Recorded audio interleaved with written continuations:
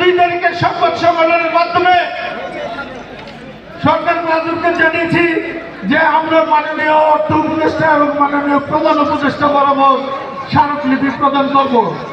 আমরা 3 তারিখে মাননীয় অর্থ উপদেষ্টা এবং মাননীয় প্রধান উপদেষ্টা বরাবর আমাদের স্মারকলিপি পেশ করেছি এবং আমরা আরেকটি কর্মসূচি আমাদের আজকে এই থেকে আমরা বলতে চাই, এই মহাসমাবেশ থেকে আমরা কিন্তু সচিবালয় ঘেরাও করার কোনো কর্মসূচি দেই নাই।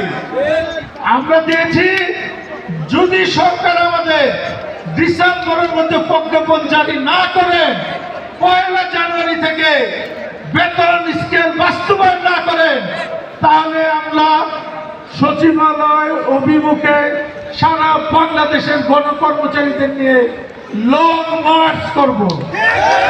আপনারা সবাই পরবর্তী যে